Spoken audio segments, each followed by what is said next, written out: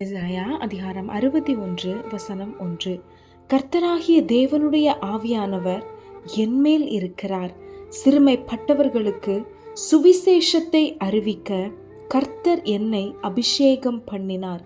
இருதயம் நொறுங்குண்டவர்களுக்கு காயம் கட்டுதலையும், சிறைப்பட்டவர்களுக்கு விடுதலையும், கட்டுண்டவர்களுக்கு கட்டவிழ்த்துதலையும் கூறவும். இன்னைக்கு நீங்க சொல்லலாம், நானே நொறுக்கப்பட்டு இருக்கிறேன், எனக்கே ஒரு விடுதலை தேவைப்படுகிற ஒரு சூழ்நிலையில் இருக்கிறேன், ஒரு குழப்பமான ஒரு சூழ்நிலையில் இருக்கிறேன், ஒரு தெளிவில்லாத ஒரு சூழ்நிலையில் இருக்கிறேன்.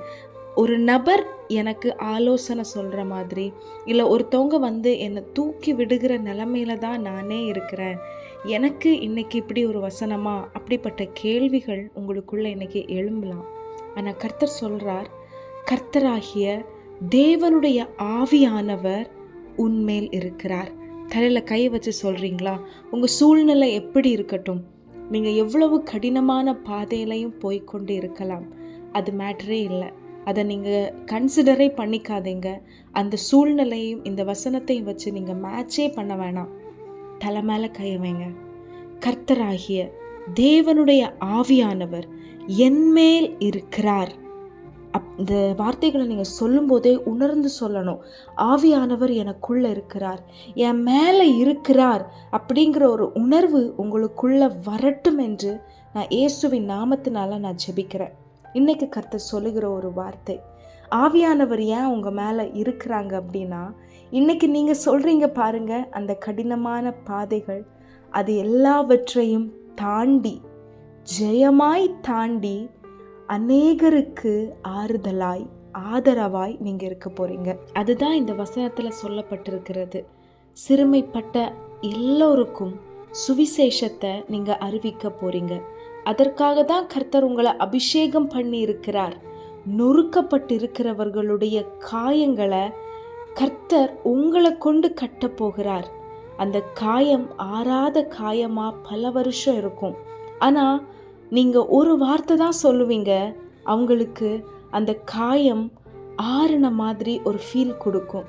அதை மறக்க பண்ண, புதுசாக அவங்க வாழ்க்கையை துவங்க உங்களை கர்த்தர் பயன்படுத்த போகிறாங்க.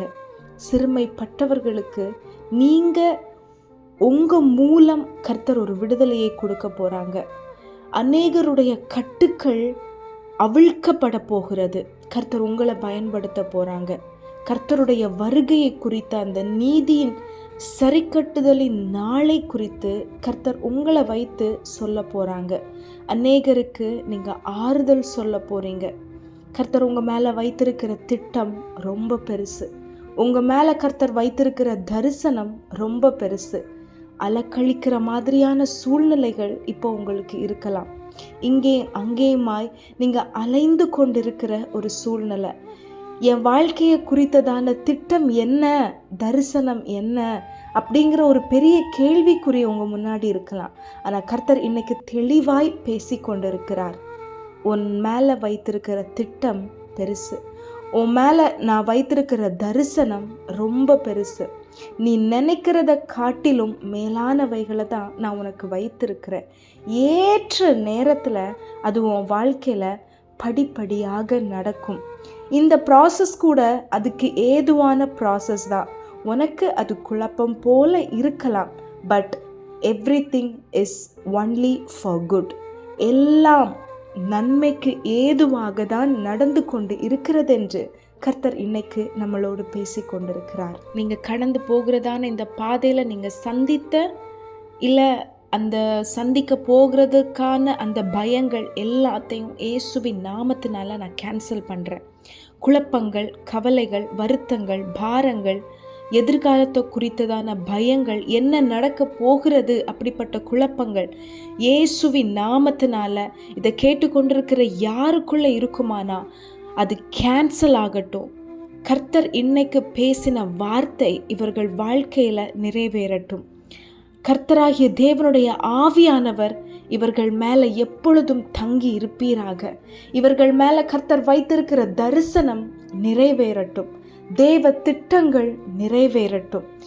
எல்லா எதிர்மறையான சத்துருடைய கிரியைகள் அழிக்கப்படுவதாக. தேவ சித்தம் நிறைவேறட்டும்.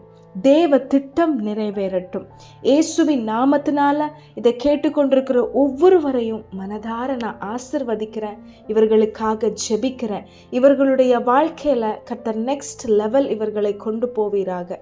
தேவ தரிசனத்தை இவர்கள் அறிந்து கொண்டு அதை கண்டுபிடித்து கர்த்தர் இவர்களுக்கு வெளிப்படுத்தி அதற்கு நேராக இவங்க குடும்பங்களை, இவங்களுடைய எதிர்காலங்களை கர்த்தர் எடுத்துட்டு போக வேண்டும் என்று மனதார நான் இவங்களை ஆசீர்வதிக்கிறேன்.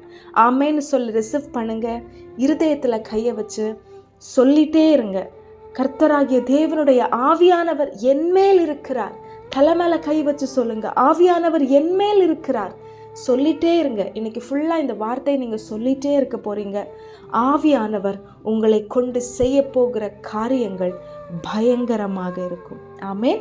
Have a wonderful day. God bless you.